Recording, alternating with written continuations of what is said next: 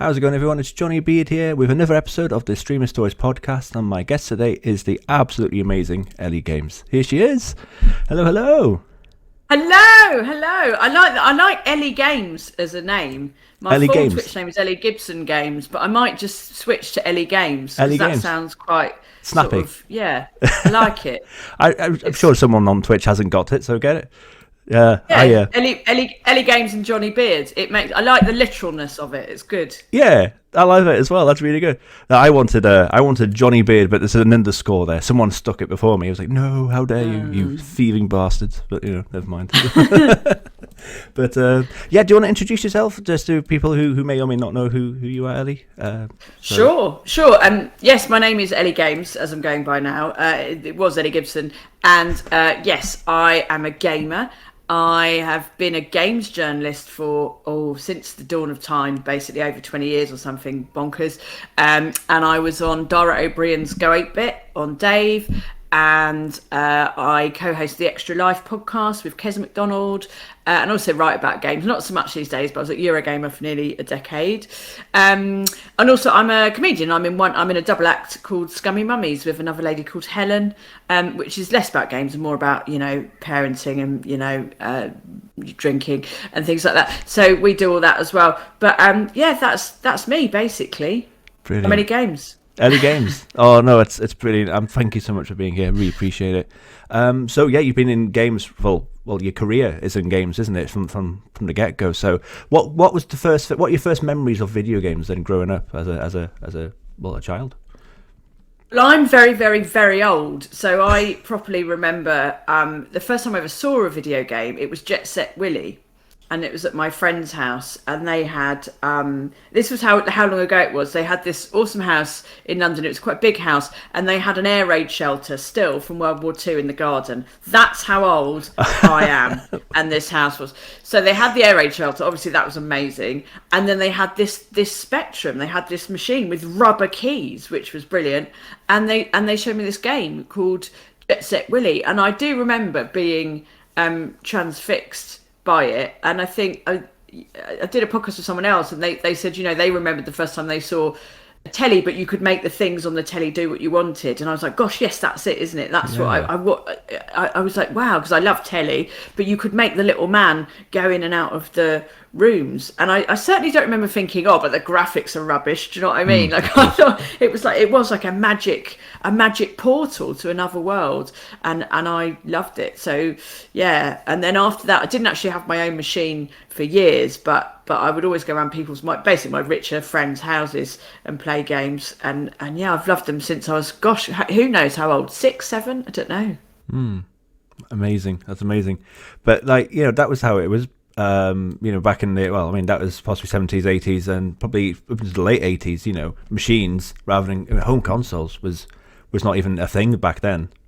Yeah. So in terms of when was home consoles for you? Is that something that happened later on, or how long was it? Just did you go to the arcade machines and stuff? Went to arcades always on holiday a bit, and my dad, he's a gamer. He likes PC games, so we had things like we had a black and white Amstrad word processor that we would play text games on and stuff like that. But for consoles, it was like the SNES and the Mega Drive. That's where we sort of started to get involved. How old are you, Johnny? Can I ask? I'm 32. I'm 32. 32. Oh, so you're a puppy. You won't remember computers as was. But the first sort of those are the first consoles. And again, we never owned one. I don't think we were always borrowing them. Yeah. We were always borrowing Mega Drive. No, I think we borrowed a SNES, and then somehow we ended up keeping it. But then I made my brother swap it for a Mega Drive. Which he's never forgiven me for. He still brings it up. He thinks, I think that might be the biggest mistake he's ever made. And then I persuaded my dad to buy a second-hand Amstrad CPC 464, and that was the first machine that I owned. And it came with this huge box of crates. It was some bloke in Tottenham. We had to drive over to get it, and I loved it. Again, very old, like me. Yeah. No, you're fine. You're fine. No, I mean, what games did you play? What games did you play on that? On the Amstrad? Yeah. Well, again, it came in this huge crate, and it was quite exciting. It was a bit like a lottery because some of them just didn't work at all. Yeah. And some of them were actually absolutely terrible. But it wasn't like today. Like I've got a 10-year-old and a 7-year-old. My 10-year-old, I got one of these little Sega things that have all the Mega Drive games on. Yes. And he went through it in about an hour because it's got like 50 games, but he's just like, yeah, no, that's rubbish. Next, yeah, no, that's rubbish. Next, But with these tapes, as I'm sure I don't have to tell you, although maybe I do because you're only 32, you had to load up the tape, and it took hours. So it's actually quite an investment to pick a game and commit, or go, right, I'm going to commit to that. So you were like, you just had to go it based on, you had to judge a book by its cover. You had to look at the box and go, barbarian, well, that's got a muscly man and a sexy lady. That's probably good, isn't it? I'll put that in. And then if you were lucky, it worked. And if you were even luckier, it wasn't awful. 100%. It was a gamble every time, yeah. Yeah, it's funny you mentioned about the length of games it takes for loading up, because obviously I think the only way, dare I say, the youngsters would think about it is the long, like if you got a really big like game on the PlayStation 4 or 5, it takes like 100 gigs. And they're impatient for that. My kids, and I've got kids similar age, they're like that. They're like, big update. Like, you have no idea. So. Yeah, you don't even know. You're not born. but yeah, those games you mentioned, like Mega Drive, like 50 games in one and stuff like that. Like, spoiled for choice now. With the kids, as boomers, should we say, and because that what we were given is what we got, or what we had to be selective, in what we played or chose to do. My first experience of playing games was my first console was the Mega Drive, but the first thing I really did was my granddad gave me this desktop DOS computer with floppy disks and stuff. So I also had a similar background in terms of I think the game I played first was one of the ones was Wheel of Fortune and it was just little text code things really, and you have to press A to spin the wheel or something like that, and you get high scores. And I managed to hack into the high score system to say, yeah, I got this score, type of thing. So it's crazy what you could do back in those days. It was and it's crazy what you thought was entertaining and fun. Do you know what I mean? The standards were somewhat lower. 100%. So do you remember your time on the SNES and the Mega Drive? What were you playing back in those days? Played a lot of Mario, played a lot of All-Stars, Mario All-Stars on the SNES. Completed Aladdin on the SNES. That was the first game I ever completed. And that was good because then I got to beat Steve McNeil on Go 8-Bit years later. So all that practice came good. That was well worth it. Donkey Kong Country, played a lot of those. Finished those at university. So that was 3 years well spent. Did that. And then the Mega Drive, Rocket Knight Adventures, we had that, but it was quite hard. That was a hard game. I loved Sonic, and I prefer Sonic to Mario because I like that speed, and with Mario you have to be so precise, and it was fiddly, and it was always jumping over the little lava balls would just drive me bonkers. Yes. Whereas with Sonic, you had to be good at jumping and precision, but basically you could just press go and just bloody go to it. And it drives me mad. Mario fans say there's no skill in Sonic, you just press right on the D-pad, blah blah blah. But that's fun. Would you rather drive a Porsche round a racetrack, or would you rather get a Skoda Yeti that you have to stop at the traffic lights every 5 minutes and do roundabouts and reverse park? No, they're wrong. That's what I'm saying. I'm glad to hear your team Sonic. Yeah, I do like both. I appreciate both. But no, I prefer. And not only that, but you said it's funny. You ask. This is personal now, isn't it? But I mean, I was just going to say that I've noticed a lot of people who say that Team Mario over Team Sonic, they haven't beaten a Sonic game. So I'm like, well, it's not. So it's just pressing right, is it? It's just jumping and speed running and just going right. Go on then, beat it. I tend to find that they don't beat the game, so they can't comment as far as I'm concerned. So yeah, that's the bit they remember. They don't remember the drowny bits, the flippy pad bits, or the the racing and the pinbally bits are the fun bit. But Sonic is hard. It's a lifestyle. It's a lifestyle choice. 100%. So did you have a favourite Sonic? Did you beat the Sonics? Sonic 2, I think, is the classic. Yeah. I've never. I'll be honest with you. No, I've never finished a Sonic game because they're incredibly hard. Yes, you're quite right, because they're very difficult. Absolutely. And also, when we had the Mega Drive, we you couldn't save it. So I would always get to the drowny bit, and then in the chemical zone, I think it was. And then yes. It would usually go badly wrong. I know exactly what you're talking about. Where the trapdoor comes and you got to climb up the. Yeah, that section. Yeah, killed me as a kid as well. bad times, bad juju. I remember playing Sonic 1 first, thinking, oh, this is okay, and then I got Sonic 2 as the second one, and then I got to that second. I remember it arriving before school. I think the post arrived early, so it must have arrived like 8 o'clock in the morning, and we had school at 9. So it's like, oh, I might just play a bit of Sonic 2 if my mum's okay with it, and she surprisingly was. And then I got to that bit. I whizzed through the first level, got to Chemical Plant Zone, whizzed through the first act. Second act got stuck there. I was like, what the hell? Got to go to school now. But finishing school, trying again, failing. So yeah, this is it. I remember, in fact, the first time I saw Sonic was Sonic 2, and again it was at someone else's house. That's all my early game experiences were. We went to see some friends, I don't remember who it was, but their kids, and we had a Sunday lunch, and their kids had a Mega Drive, and we played Sonic 2, and I'd never seen anything like it. I mean, it was a step up from Jet Set Willy, let me tell you. I was like, this is amazing. So I spent all afternoon playing it with these kids, and then we had to go. And I was like, we can't leave. We're in the chemical zone. And my parents were like, no, we can't live here. And I was like, no. And I really remember really clearly getting in the car. I didn't cry or anything. It wasn't a whole disaster. But I remember getting in the car and the whole way home thinking about that game. Yeah. And wishing I was playing it and kind of playing it in my head. And it's really stayed with me, that. So, yeah. And yeah, I think I have got past the chemical zone since then, but I've still never completed the bloody game. Oh, yeah. I mean, I've beaten the Sonics many times since, but yeah, even to this day, like when I play Sonic 2, I play it probably every year, at least once a year. I still get to that bit and I still get the anxiety. Oh, okay, here we go. So that PTSD lives with you forever. Yeah. So and can have long-term damaging effects. Can I ask you, Johnny, what do you think of Sonic 4? Sonic 4 was okay. Yeah, I liked it. I didn't play Act 2. I played Act 1. Finished Act 1. I liked it. I definitely think Sonic Mania was better. If you've played Sonic Mania. I've not played Sonic Mania. If you want the retro Sonic feel, the look, everything, aesthetically, how it plays, everything, play Sonic Mania.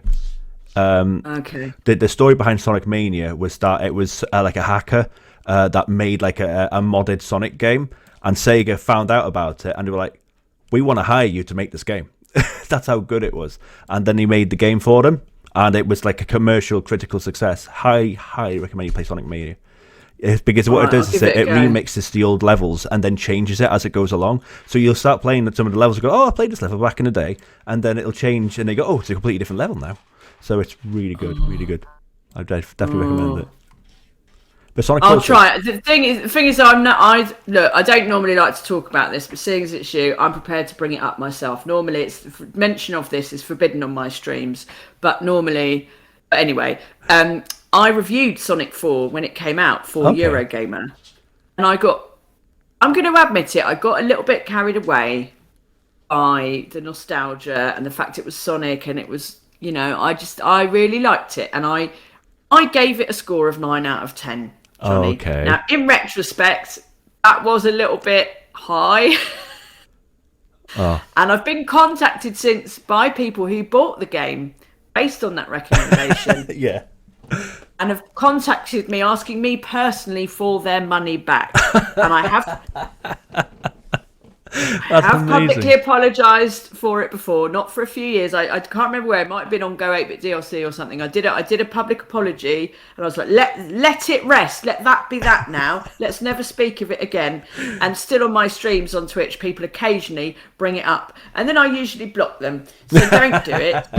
But just it feels about the right time to apologise again. So I do it here on your. I'm honoured. I apologise for the Sonic 4 for your. Sonic 4 review. Now let it go and leave me alone. We'll definitely come to that later on, though, about journalism and game ratings, and I'm sure you got some stories there. But I would have given it a 7 or 8. I actually thought it was good, but not amazing, But Sonic Mania, definitely 9. Definitely 9. That makes me feel slightly better, but also like you're humouring me, so thank you. No, I'm not. I liked Sonic 4. I promise. Yeah. So let's talk about Mario then. So you like Mario? We are Team Sonic, but you like Mario. So do you have any Mario memories as well? Yeah, I like Mario. Obviously, Mario Kart. Everybody's got Mario Kart memory from playing it with my brother to being in sixth form and playing it in people's. It was always a very smoky loft in someone's parents' house, and all of that. Played at Lot University. Obviously, it's a brilliant game. I will say I do have a real soft spot for Crash Team Racing, which is arguably the same group, but I bloody love it. I think it's at least as good, if not better, than Mario Kart. I really like it. And Mario Kart these days, of course, it's still brilliant. It's all a bit flashy for me. It's all a bit, but I realise that makes me sound about 85, but that's how I am mentally. That's how I feel. So I don't play it so much anymore. But the SNES one, I will again though. When you play the SNES one, and my memories, it's all really fast and hectic and aggressive. Again, maybe because I was sitting in a loft that was very smoky, if you know what I mean. Because when I play it now, it's the slowest game in the world. It's just, it's hilarious. Goodness. They've got it in a museum where I took the kids to, the Museum of the Home in London, and I took the kids, and they've got it all set up, and they can play it. And they were like, "This is rubbish." And I was like, "What are you talking about?" And they were like, sitting there like, "Nah." Hurts you to your core. And I was like, "Yeah, it is quite slow. It's quite slow." Oh man. I love Crash Team Racing. It's my favourite kart racer. I love Crash Team Racing. Do you think it's better than Mario Kart? I agree. But then again, I was not a massive Mario person growing up. I appreciate Mario. I like Mario a bit, but for me, it's not as good. Obviously, I grew up on Sonic and Crash, so I play Crash Team Racing to the hilt. And the remaster's pretty good as well. Actually, to be fair, that came out. It's good. Yeah, we play that a lot. Me and my son. It's good. Yeah. No, it's good to see Crash making a comeback finally. Crash Bandicoot 4. I don't know if you played that. But that is so hard. They made a new Crash Bandicoot. I played it. Insane. I played it for half an hour and went, "This is too hard." Yeah. Comes a point for me where it's not fun, in which case I can't be bothered. Yeah. All right. So from the SNES and the Mega Drive, then where did you go from there? Did you have a PlayStation, Nintendo 64, PC game? Where's the journey from there? From there, so I remember took the SNES to university, so that would have been in the 90s. Again, couldn't afford a PlayStation, had a SNES for the first year. That's basically all I did. Played Donkey Kong Country, and then I came home for Christmas one year. And my friend who had money and wasn't a student, he got a PlayStation, and that became our thing. Every Friday night we would play Tomb Raider or Jack and Daxter or so. Oh no, that was later, wasn't it? PS2. But anyway, in those days, it was Tomb Raider. We'd get absolutely twatted on the cheapest vodka in the supermarket, order a pizza, and play Lara till God knows what time, and then we get up at 9 a.m. and start again. That was the weekends. It was dreamy in so many ways. And I think he let me take that back to uni with me because he did have an actual job and things to do. And then it was things like Wipeout and all of that. And then we worked together, me and the same friend, and then we bought Game Boy Colors. So that was my when I got my first job, I bought myself a Game Boy Color. Some people would buy a really great coat or something for work. I just wanted a Game Boy Color. So we had Pokemon Red and he had Pokemon Blue. Nice. So there was that. And then I got a job at Sony working for PlayStation. So they gave me a PlayStation 2, which might have been, to this day, the best day of my life. Wow, and I've given birth and got married. But it was a great day, yeah. That's amazing. Oh my God, we'll come to Sony and PS2 in a minute. But Pokemon, did you catch them all? I did not catch them all, and that's not my fault. I tell you why I did not catch them all. It's still great. Another friend, not the friend who had the games. This friend wasn't a gamer, right? He's not a gamer, and he let's call him Jonathan because that's his name. I went and had lunch with him one day, and because I was a sad showy off nerd, I showed him my Game Boy with all my Pokemon that I collected, which was quite a lot, not complete, but quite a lot of Pokemon at that point. And he was like, "Can I have a go?" And I was like, ooh, okay. You don't say no to your friend who's taking an interest in my interests. And I was like, okay. And then he was like, "Oh yeah, it's cool." He gave it back. He waved him off onto the train. And then I picked up my machine on the train, and he had deleted the Pokedex. They were all dead. They were all gone. I don't know how he did it to this day. And I think I texted him and said, what the fuck? Why have you done this? And he was like, done what? And it was a complete accident. He had not, he'd not meant to. It was just, and he was sorry. He was apologetic. I'm going to say that as someone who's not a gamer and not a Pokemon fan, he didn't really appreciate the severity of the situation, to be honest. Could have been sorrier. I would have expected at least a bunch of flowers a day for a month, something like that. Some sort of financial compensation, £2,000 or £3,000. Like if you work out the hours I'd put in, that's probably what it equated to in terms of work hours. But no, so we are still friends, but it does rankle to this day. Yeah, I was playing a game, I don't know if you've heard of it, called Persona 5 Golden throughout all of last year. It was I'm a huge RPG fan, and this is like one of the longer RPG games. I'd clocked over 100 hours on it, and my kids were playing on the PlayStation 4, and to charge the wire, we used to use the wire to charge the controller. So one of my kids was pulled the wire out the PS4. PS4 fell on the floor, and had to factory reset my PS4. I lost my 100+ hours, and they're like, my kids are like, "Why are you being so sour about it, Daddy? Why are you being so sour?" I'm like, you have no idea. You have no idea. I am so I've cried so many tears inside, of course, being being a father, No. But yeah. Oh, I'd be like, get out of my house. Yeah, get out of my house. I'm changing the locks. Yeah. Take your shit. Get out. No. I'm going to replace you with new, better kids. Yes. Yeah. Oh man, goodness. So you played games with friends. You more of a multiplayer game person, or did you play you mentioned Tomb Raider as well? So were you more solo, more multiplayer? What was the? It was always taking it in turns. That was sort of always my thing, because I had my brother and then I had my mate and stuff, and so a lot of the time it was, well, me and my brother used to call it life for a life, level for a level. Right. So yeah, where you if one of you dies, you hand the controller over, or if you finish the level, you hand it. We did a lot of that. And then again in the Tomb Raider years, it was a lot of it would start off, we would just sort of take it in turns, but then it would become like whoever was the least drunk would play, while the other person sort of directed them. But then at university, I did an English degree with film and drama, so obviously I had a lot of spare time.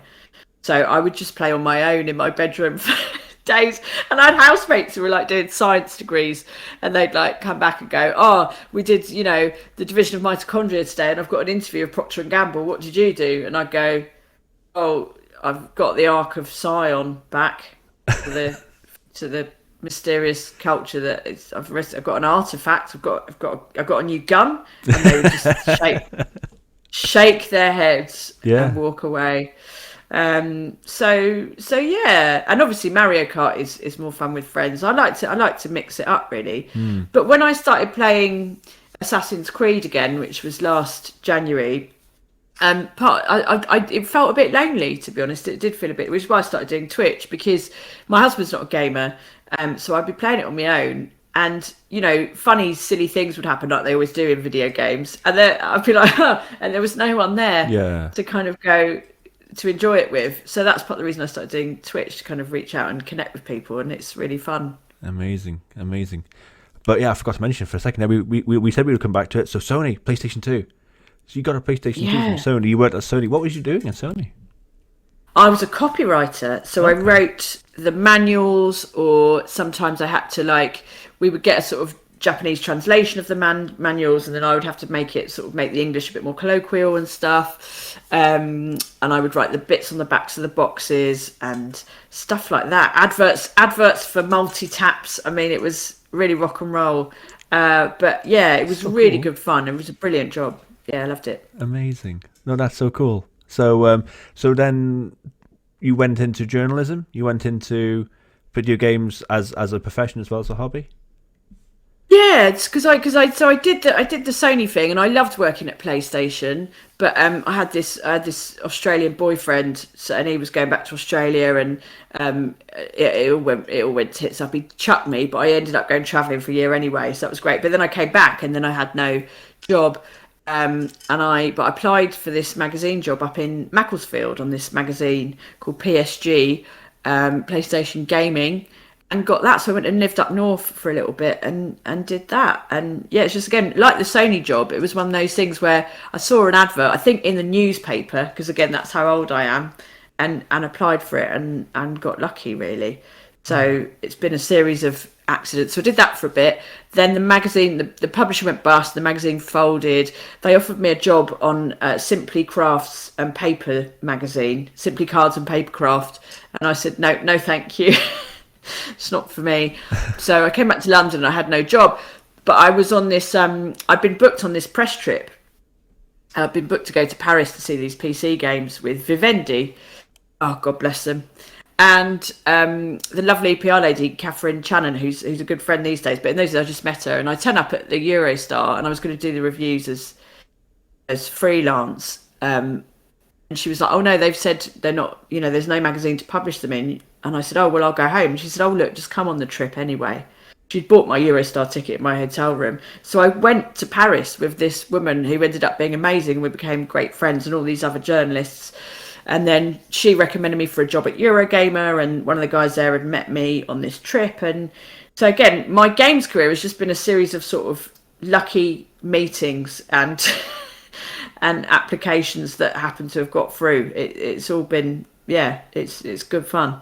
No, it's amazing though. I mean, and that in itself is just a testament to the idea of, follow your heart, follow your, just go for it. Don't say, don't say no attitude, I suppose, in itself, isn't it? You never know where it's gonna land you. I think that's amazing. It's a great story, and I think nowadays, I mean, there's like, oh man, like I was looking into, I've gone through crossroads of my IRL career, and last year I was looking into gaming jobs as well, and it's crazy right now. But there's stuff out there, like there's something called Games, which is helpful for people who are trying to get into the gaming industry, and stuff like that. But it's like, I'm sure, they were needing someone there and then, and you had the opportunity, and it's great. It's really cool, Yeah, I think it is great, and I don't know. Sometimes people ask me for advice about starting out, and I wouldn't have a clue now because, we certainly didn't have Twitch. We didn't even have email, for goodness sake, really. When I started, we had email, but I don't know. But I think it's great in a way that now people can do things like you're doing, and podcasts and stuff, because that's how I got sort of started in comedy as well. Me and Helen just started a podcast, and then from that came the show, and from that came the Instagram, and it sort of grew. So I have learned over my life that sometimes it's just good to start things for fun, and just because it's a laugh. And sometimes it doesn't work out and it turns out to have been a waste of time, but it's not a waste of time if you've had fun. And maybe you've learned something along the way. It doesn't matter if you don't do it forever. So so I've been really privileged to be able to explore lots of different things. That's amazing. No, fair play. So always a difficult question. So if you had to choose one game that you'd class as the best game of all time for you, what would it be and why? No. So we have to qualify what the question is. Is it the best game of all time? As a critic looking at all games, is it the best game for me? The best game for you. Favorite game. Favorite game. I think it is Tomb Raider, boringly. Now, that is an incredibly boring answer. One, because I've already mentioned it in the podcast. Two, because I'm a middle-aged woman, and all middle-aged women who like games like Tomb Raider. Like, it's just, we all say Tomb Raider, don't we? But but that is because she did and does represent, Lara Disney does represent, a moment in history for a lot of female gamers, I think, where she was the first, and sadly probably one of the only still icons that we have of this woman who, obviously she had massive knockers, but for us it wasn't about that. It was about the fact she was enigmatic and she was acrobatic and very powerful and strong and cool. And for me it was that thing of, I mean, again, I remember the first time I saw it being at someone's house and I didn't really get it. My mate's brother was playing Tomb Raider in, again, a very smoky room, and I didn't really understand. It's just a lady wandering around a cave. That looks boring. And then I got to have a go and I was like, oh no, I get it. Like, I'm the lady and I'm looking for stuff and things are jumping out at me and I get to shoot them. This is the best thing that's ever happened to me. So, and I think it's a great game regardless, but I don't think it would have had the same impact on me if it had been yet another spaceman in a metal outfit. Do you know what I mean? I think it definitely had an impact on me. So, and I think those, especially then, I don't like the later ones just because of all the bloody murder. And I'm not against violence inherently, and I think there's a place for violence in video games, and I get why people like it. And some of them, sometimes I like it. You know, it's fun, but I just think for me that's not what Tomb Raider is about, and it's a shame. It's an unnecessary sort of thing they've thrown in the pot, all the murder. For me, it's all about the beautiful vistas and the amazing temples, and yes, occasionally a bloody great T-Rex lumbering out at you and you having to murder it. But I just think it's overdone now. So I would say the Tomb Raider games, but probably the earlier ones. Yeah.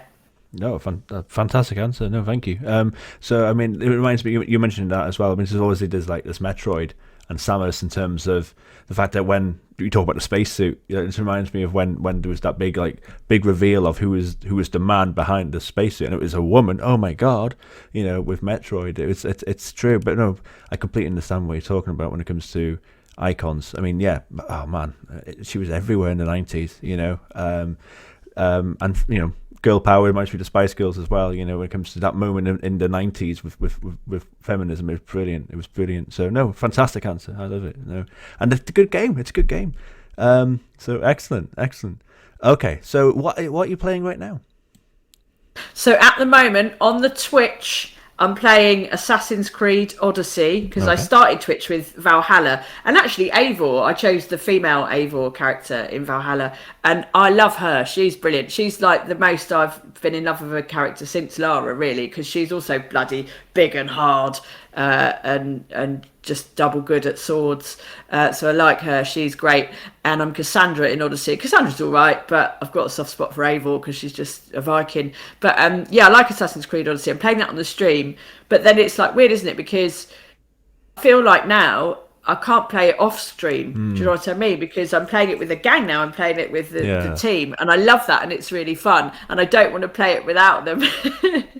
So when I'm not streaming, because I go away a lot for work and stuff, if I'm away and stuff, I play. At the moment, I'm playing a game called Cook Serve Delicious. Okay, no, I've not heard that one. Okay, what's that about? Oh mate, listen, you need to get involved. Do you like cooking games? Yeah. It's alright to say no. Well, no, I don't play them. I appreciate them. I don't really play them. I remember Cooking Mama being a huge hit back in the day. Yeah, I was never that bothered about that, but yeah. Do you like Dark Souls? Do you like really hard games, that sort of thing? No. Okay. Fine. I hate Dark Souls. I can't play it. I cry. Well, weirdly, I always thought it was too hard for me, and then my friend Keza came on my stream and made me play it, and it turns out I'm an idiot savant and I'm incredibly naturally good at it. But I normally don't like games like that, but I do like this. I don't know if this game is. I was hoping this would build to me going, then you must try this game, Johnny, but actually you probably wouldn't like it. But anyway, it's called Cook Serve Delicious, and I'm on the second one at the moment, and it's a cooking game, but it's a hardcore cooking game. Okay. So you work in a variety of restaurants. There's like an ice cream shop and a Chinese and a burger joint and all the different things. And in each one you have to cook meals, obviously. So if you're doing the Chinese one, you've got to do chow mein, and you've got to do rice, and you've got to do, lemon chicken. The trick is it's all incredibly fast. And you have to do the recipe step by step. So you have to be like, right, chow mein, okay, noodles, and then oil, and then pork, and then spring onions, and then pepper. And while you're doing that, other recipes, other orders are coming in, and it gets more and more frantic. And not only that, like things start to go wrong in the restaurant, like they do. So like suddenly there's a rat in the kitchen, so you've got to press buttons to step on its head, or you've got to deal with the cockroaches, or the stove goes on fire, so you've got to put that out, or you get robbed, or you have to clean the toilet, or you have to empty the dishwasher stuck. You have to empty and refill the dishwasher. Now, I never thought having a video game where you have to fill a dishwasher would be that much fun, but I'm telling you, Johnny, it's amazing. Okay. It's so satisfying, and it gets really hard, and you have to get faster and faster and better and better. You have to learn the buttons like it's a beat 'em up or something. You have to learn. Oh right, okay, they want a passion fruit tree at T. That's L1 and Y, and then R1 and A. Like you have to get the combos in your, because you can't possibly beat the timer. And I find it incredibly addictive. And I had COVID the other week, and it basically just got me through COVID because I was too ill to stream. I was not much fun anyway. Most of it, I did stream a bit of Cook Serve Delicious actually, but for most of it, I was like, oh. So I just laid in bed with my Switch, playing playing this game, and I survived, as you can see. So I'm not saying it cures COVID, but it it helps you through. Definitely. Well, that's one thing I've loved about like Twitch at the moment is like it's really blown up because of COVID. You know, everyone's joined Twitch, everyone's watching Twitch. It's become a humongous platform now. It's got people through so much crap IRL, you know, the pandemic, you know, so to speak. So, you know, I'm glad you made a recovery, of course, you know. But the other thing I was going to mention as well was it reminds me as well of the fact that there's so many simulator games right now. You can get a simulator for everything now. Like you want to be a bus driver, you want to be a factory person, you can be a surgeon. It's crazy how many simulator games there is right now. So, and I want to do these things. When I was little, I was thinking about this the other day. When I was little, I had 3 jobs that I wanted to do. Okay, and that was astronaut, or video games journalist, or air hostess. And I downloaded this game on the phone called Airplane Chefs, where you are an air hostess and you have to, like, again, it's a cooking game, right? But you have to cook all the meals and you have to serve the drinks and you have to get it out and then you have to take the customers' trays away. And it's just dreamy. It's like living out my fantasy. I'm thinking of buying an actual uniform to wear while I play it, because that's half the fantasy, isn't it? The little hat and the little high heels. I might get a little air hostess outfit. Yeah. That won't be weird when the postman comes around and just wearing an air hostess outfit playing a video game. That's perfectly normal. Be fine. Again, Twitch loves that. You know, people on Twitch love, like, you know, cosplay or dressing up or whatever. They, you know, it's a special stream. I mean, I'm a huge Final Fantasy fan, RPG. I dress up as Tifa from Final Fantasy 7. And people loved it. You know, I thought, why not? You know, dress up as a lady in a white tank top and a low black skirt. So, you know, why not? So with the beard. So, you know, why not? Yeah, do it. Why not? I think people will love it. Oh, awesome. So, so let's talk about Eurogamer. So you were there for 10 years. What are some of your your memories from there then? So you mentioned Sonic 4 reviews. Is there any other games as well that were controversial, hot takes? I wasn't a very good reviewer, probably, in all honesty. I'm a better sort of columnist or just moany person or interview person. I did a lot of interviews and I really enjoyed that. I really liked interviewing like game executives and like giving them loads of shit like Jeremy Paxman, or just taking the piss out of them, or just having a laugh with them. That was my favourite bit, really. And I reviewed things like, I think I gave Alan Wake 7 out of 10. That caused a huge bloody ruckus. What else did I do badly? I can't remember. Although I'd stand by the 7 out of 10 for Alan Wake. I don't think it was that great. But even so, 7's a good score. Let's not get into the Alan Wake debate again. No, okay, sure. But yeah, it was. I liked the interviews and stuff, and I liked the trips. We used to go on lots of trips abroad in those days. It was the sort of rock and roll days, and video games companies had loads of money, and there was no, global virus, and the internet wasn't quite as, YouTube wasn't a thing and Twitch wasn't a thing. So they would fly us around. I once got flown to Tokyo to interview a man about Vanquish, I think it was. So they showed us a video of the game, which, to be honest, we could have watched at home. But they showed us a video, and then we had this interview with this Japanese chap, and they said to me, "Oh, you've got 12 minutes." And I was like, "Well, that's not a very long time, but okay, we'll work it out. I don't know how I'm going to get a feature out of this, but I'll work it out." And then when it came to it, they said, "Actually, we've overrun, and you've got 8 minutes." And then, and it was with a bloke who's Japanese, and I don't speak Japanese. So it was also through a translator. So I actually really, in terms of real time, had 4 minutes to talk to this man about this game I had literally flown halfway around the world to see. But, goodness. I got a lovely holiday in Tokyo. Bloody loved it. I wasn't complaining. I was like, well, it's less work, isn't it? It's less to write up. So it was fine. Yeah. So lots of adventures like that. It was really fun. That's amazing. No, it's a dream destination for so many people as well. So, that is amazing. Yeah. Bucket list stuff, for sure. It's great. So because you also write for The Guardian.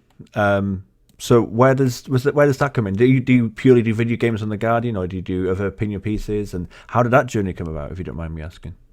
Oh yeah, no, that No, I think I've done one other thing for them about parenting or some rubbish, but that's just. I think because Keith Stewart used to be the games editor there, and he's a mate of mine, and he asked me to do something about Lara Croft. I think, so I was into all that, and I think that was the first thing I wrote for them. It's not a regular thing, but I'm also mates with Keza, who's the editor there now, and sometimes I pitch her ideas basically, and it's because my other job with Scummy Mummies is pretty full on, so I don't have time to do it all the time. But I try, and I've just started doing it. I have started doing a regular column for Media Foundry, which is this new platform for indie devs. So I did my first one last month about why video games are, what did I say? I had some complaint. Too long, basically, why video games are too long. Because someone did it about this Dying Light 2 being 500 hours long. Yes. And I just thought, I don't have enough time on the planet. So I did a thing about that, so I'm working on a new one for them. So I really like writing about games, and as I say, I'm much better at having opinions and doing jokes than actually critically appraising something. So it's nice to have reached a stage now where people will pay me to do that, and that's really good. So I'm grateful. Please keep doing it if you're listening, employers. Thank you. Amazing. Yes, please do. Excellent. So let's talk about Scummy Mummies then, and comedy then. So I mean, yeah, how did that come about? Where did you discover, or should we say, where was the moment where you acknowledged that, you know what, I've got a funny bone, I make people laugh, I want to do this? But can you go through that process, if you don't mind? What was that first was while I was still just in games, and my old boss Pat at Eurogamer said to me one day, he said, sometimes I read your writing and you're writing like you think other people write about games, and you have to write in this tone of voice that everybody else has. But when I talk to you, Ellie, you're actually really funny, and you could just put that in your work, and it's your voice, and then it becomes yours. And I was like, oh, and it was like, it sounds, now I'm saying it out loud, it sounds like fucking obvious. Why did I need him to tell me that? But actually, I'd never really got that before. And it must have been late 20s, 30s. But anyway, I started doing that, and people liked it. People liked the jokes. Not all the people, but that's the internet. That's all right. That's what's going to happen. So that's when I started to go, oh no, I am funny, and also it's okay to say I'm funny. I think I had that British thing of like, you can't say you're good at something or you have a talent. Yes. How dreadfully embarrassing! How dare you? Who do you think you are? Even if it's true, you don't say it. So it was quite weird for me to acknowledge, even to myself, that I was a funny person. But then, that I really enjoyed it. So that all went well, and then I had my first son, and I went back to Eurogamer part-time, but it wasn't really working out. I was struggling to get back into the mentality of it. But I wanted to do something that was for me, and that was just sort of a laugh. And ideally that involved going to a pub, because I really like pubs. I found this comedy course on Monday nights, and I went and did that. And again, wasn't doing it thinking, I'll become a comedian now. That's what I'm going to do. It wasn't like doing a GCSE or a bloody degree. I was just like, do that. That'll be a laugh. And I really liked it. And it turned out I wasn't great at it, but nobody's great at it when they start comedy. But I was all right, and I could sort of get by most of the time and not die horribly on my arse all the time. So I was like, well, all right. So I was doing that. And then on like my third gig, I met Helen. I saw her. She performed at a gig I was at. And I just thought she was amazing. And she was very funny and brilliant. And so I got chatting to her. And we sort of went on a date, and we found out we lived 5 minutes from each other, and we just became friends. And then we started the podcast off the back of we would just sit around trying to make each other laugh about how awful parenting is. And we were like, well, and I'd done podcasts like Eurogamer, so I was like, let's put it on the internet, let's just do that. And again, we never thought, we'll do that, and it will be really successful, and it will turn into a job, and we'll make money, and we'll still be doing it every fortnight, 8 years from now. 9 years it is now, I think. 9 years. But here we are. It's still going on. And then it was her idea to do the stage show, and then she discovered Instagram when Instagram was coming up. So now we do those as well. And it just sort of grows and grows sort of naturally. Again, we're not brilliant business people. We don't sit around going, what's our strategy for 2023? We just go, do you want to do a show in Milton Keynes on the 10th of February? Yeah, that sounds like a laugh. All right, fine, just do that. And it's loads of fun. Yeah, it's really good. That's amazing. It's amazing. Please check out the podcast, guys, if you haven't already. That's so cool. And then we got to mention it, because it was School 8-Bit. I mean, how did that come about? I mean, that's how I discovered you, obviously, and I'm sure a lot of people discovered you was through Go 8-Bit, you know. So how did that come about? And yeah, what was the process behind that? Because it was an amazing show. I'm gutted it got cancelled. I'm just gutted. Oh, I'm gutted. I mean, you know, that paid for my children's shoes for a whole year. Yeah, no, it was brilliant. I went and saw the stage show and thought the stage show was brilliant. I just went, I'd heard of it, I can't remember how, but I went along, I was just on my own, just wanted to see what it was like. And I was just like, this is brilliant. This is the most brilliant sort of representation of games and what they're about for me in a sort of comedy setting or live setting that I've ever seen. I just thought it was hilarious. I thought Sam and Steve were brilliant. And I loved it, and I went up to Steve afterwards and was like, "Oh, I just think it's great." And I don't know. I work for Eurogamer, and I don't know, but I just think you're great, and in a sort of slightly weird way. And we stayed in touch, and then they ended up doing some stuff at the Eurogamer Expo, or EGX as the kids call it, which I helped out a bit with that, all of that. And then they got the TV deal, and they asked me to audition for the role of games expert. So I had to write a little bit about Pac-Man, and this is how stupid I am. I thought I had to learn it and like do it like a bit of stand-up. So I wrote all these jokes about Pac-Man and went to the audition, and they were like, "Whenever you're ready." And so I reeled off this thing that I'd learned and practiced, and they were like, "You learned it?" And I was like, "Yeah, well, I thought." And they were like, "You didn't have to learn it. Like on TV, they have like auto cue. They have like you." I was like, "Oh, I didn't think about that." But apparently they liked it, obviously, because they hired me. So yeah, that's how I got the gig, and it was so much fun. It was really great. I loved working with all the lads. I loved meeting people off Coronation Street and things like that. That was dead exciting. And yeah, it's challenging because, of course, you see. When you watch it, you see I didn't really think about, before I did it, I didn't really think about how those sorts of shows work in terms of, obviously I know intellectually that you see the funny bits, right? They edit down, they put the funny bits.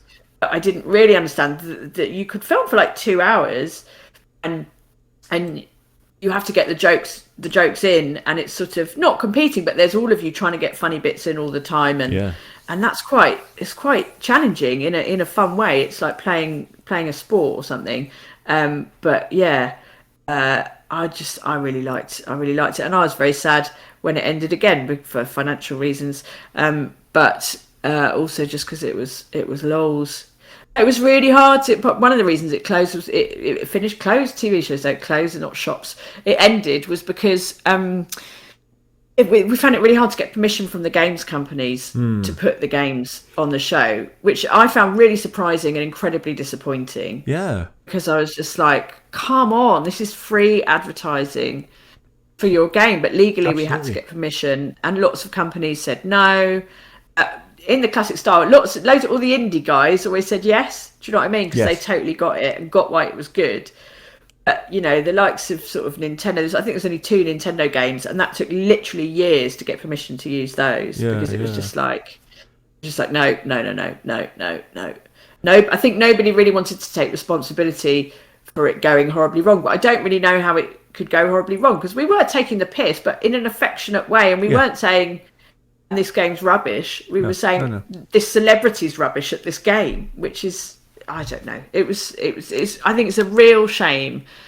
Obviously for me personally, and again, just to mention the financial thing yet again, but it's a shame for me personally, but I think it's a real shame for games that we couldn't sustain that, because I think they missed a trick with it, really. Absolutely. And it's funny you mention that, because there's so many parallels between like Go 8-Bit, should we say, in terms of like exposure and Twitch in a certain way. Like so many indie games have gotten so much exposure from just people playing it at home, and saying this is a good game, then it makes people play it. And like you said, the indie developers really embrace that. They love that. And I played a few of the indie games because of your show, because I think it was Speedrunners, I think it was called, and Human Fall Flat. Those were really good games I'd never heard of before, that were given exposure, you know. And Twitch does a very similar format, and it's a real shame that the bigger companies don't embrace that.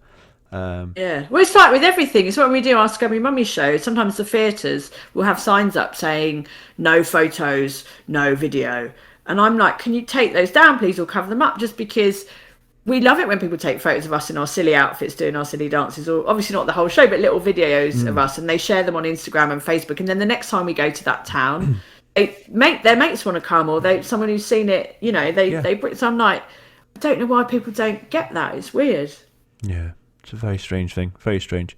But yeah, no, a real shame. And what is it like working with Dara O Briain? I mean, one of our finest comedians. He's absolutely dreadful. He's an incredible diva. No, he's really boringly, against a very boring answer, he's a very, very lovely man. Yeah.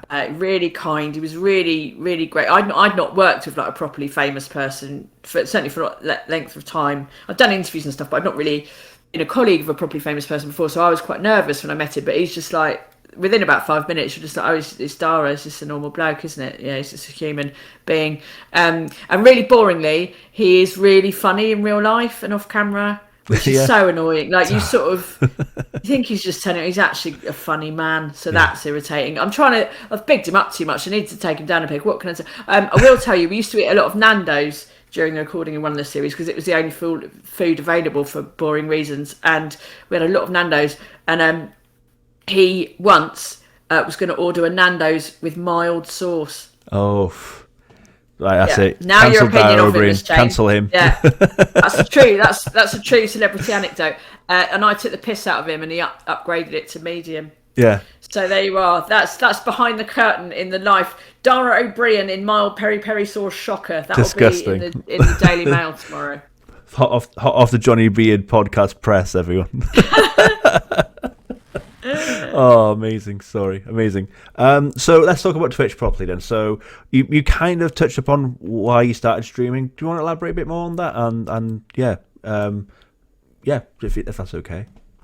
So forgive me if I repeat myself, because I did write all about it in an article for The Guardian, which I never like to mention. But I started in January.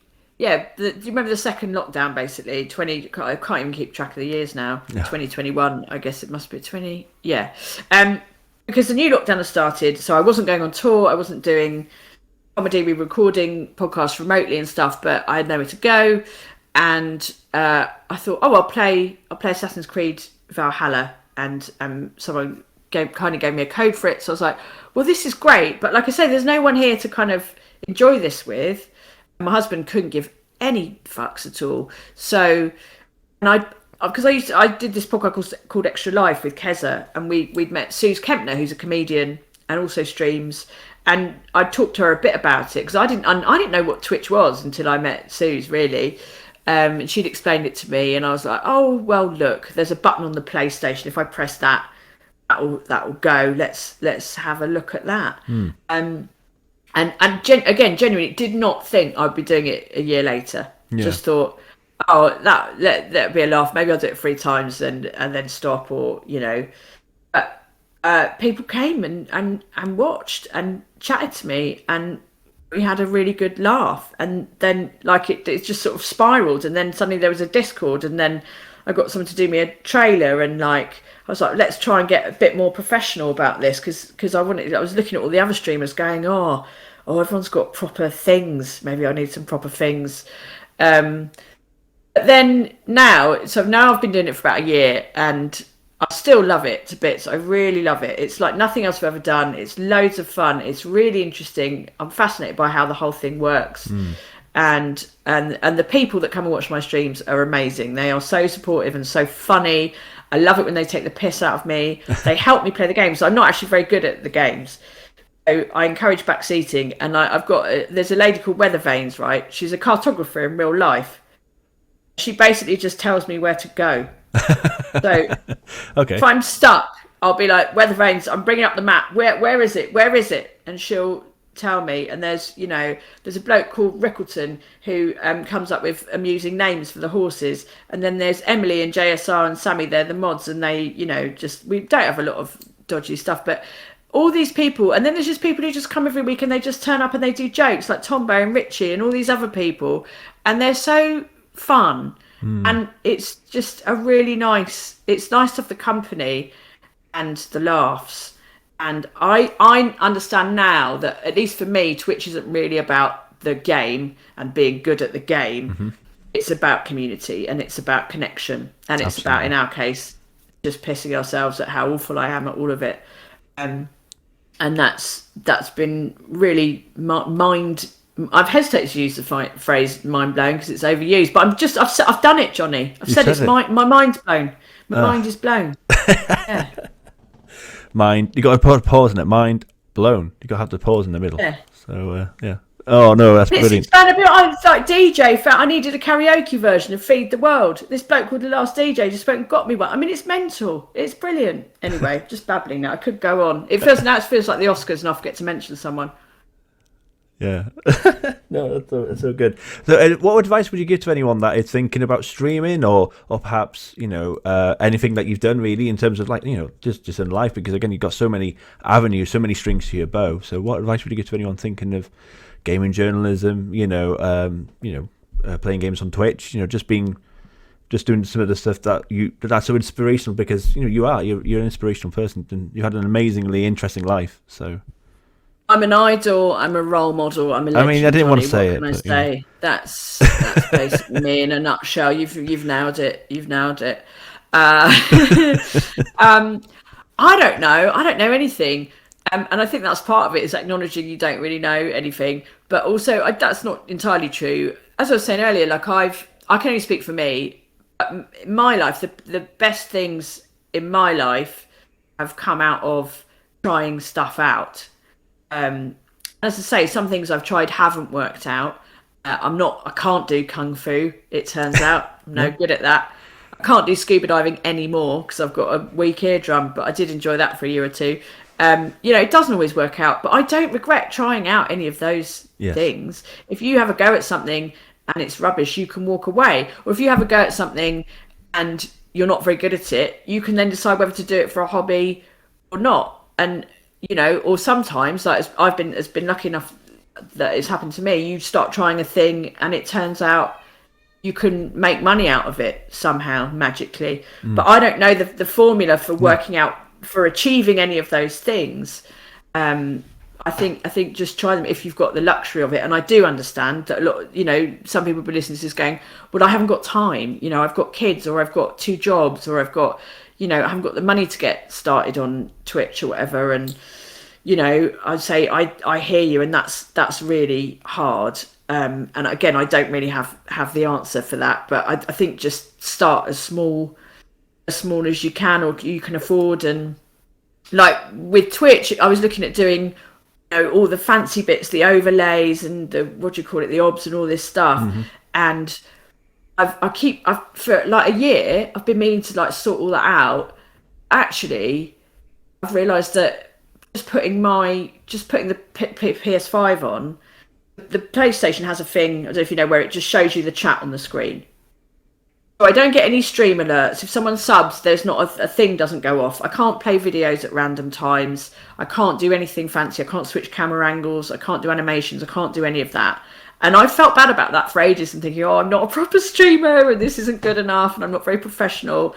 And someone said recently, I think on the Discord, I like your streams because I've got one of these brains that finds it really hard to have lots of noise and flashing lights. And I can't remember exactly the term they use, but they've got one of these situations where their brain can't take in a lot of information. It's very hard for them, quite upsetting. And they said, I like your streams because it's actually quite calm. And I know there's not going to be things pinging all the time. And I was like, oh, I never thought of it like that. And from now on, I'm going to use that as an excuse why I'm not very professional. I'm going to pretend it's a deliberate choice to go minimal to support different kinds of brains, diverse brains. So that was that's what I'm saying now. That's my angle. That's what I'm going with. You look like you believe it. Sorry? You look like you believe it, Johnny. Yeah, it's okay. But I mean, one thing that we can do is there's also this. It's amazing what you can do on Twitch. Like there's the text to speech as well. That's something you can do, which is again for people who can't hear it, but you want to see it. They like what they see. So again, that's something that I really want to get up on mine. but yeah, like you said, but that, there's so much. It's so flexible a platform, Twitch. I find, it's so good. How adaptable it can be, and how it can be whatever you want it to be. And it reflects the personality. So I think that's a really good way of looking at it. So if they, and I always think with Twitch as well, your Twitch channel represents you. And you have a duty to that. So if people are saying no, keep it like that, then keep it like that, because again, that's a core thing from you, isn't it? So yeah. Yeah, and I have to be like, there's a practical angle, which is, Twitch, as much as I love it, it's not my job. It doesn't pay my bills. I'm very grateful for the subs and stuff that I get, but I need to work, and I don't have a lot of time to commit to making it look, fancy and all that. So I kind of do what I can. And this sounds awful, but people can kind of take it or leave it, to be honest. It is what it is. But in a way, I think that's authentic. Like you say, I think that's me in a nutshell, really. I can't, sometimes people say to me and Helen, like, oh, you're so brave in comedy, or because we wear these ludicrous tight cat suits, and they're like, oh, how do you do it? And we're just like, well, we just don't know how to be anyone else.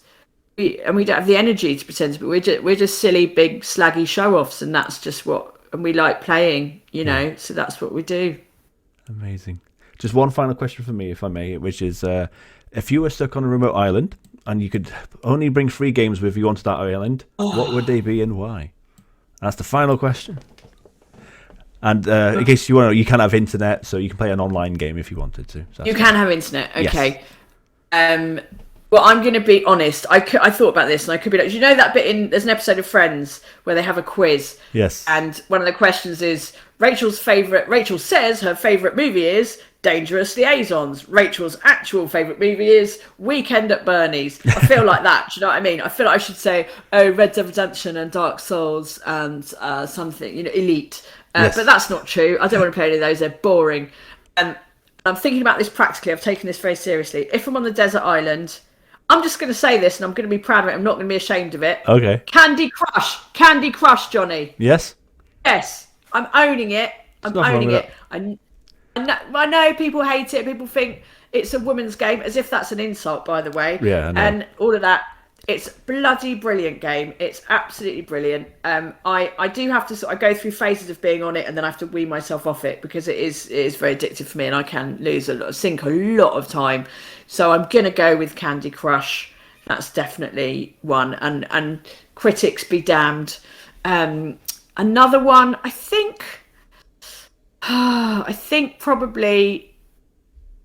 I sort of feel like I should say Tomb Raider, because I've banged on about it so much. But on the old ones, the graphics are really awful, and some of them are quite hard to play. And in the new ones, there's too much murder, so I'm not going to go Tomb Raider. Okay. Yeah. I think I'm going to go Assassin's Creed. I'm probably going to go. It's really hard, because I love Valhalla. I love the world of Valhalla, but I've spent 100 hours there. I did get a bit sick of it towards the end. So I'll probably go with Odyssey, which I'm playing now, because it's such a massive game. And there's so much to do. And I like the idea of, when I'm on the desert island, having this proper other world that I can go and exist in and sort of lose myself in. And who knows, I might actually platinum an actual Ubisoft game while I'm on this island. So that would be amazing. Yeah. And then for the third one, so if I've got online, can I communicate with people then? Yeah, of course you can. Yeah. Well, in that case, I'm going to have to choose Fortnite. Yeah. Now, I don't particularly like Fortnite. I think it's quite, for me personally, I'm not into it. I think it's quite dull. I'm not very good at it. That's probably why I think it's a bit. I did once get to number 3 by hiding in a toilet, but I don't really like it. But my son loves it, and he's on it, most days. If he was allowed, when he had COVID with me, he was on it an amount of hours that I'm ashamed to tell you. So he's on it all the time, and so I would want to go on it just so I could chat to him, which would drive him up the wall. By the way, he'd probably block me within about a day.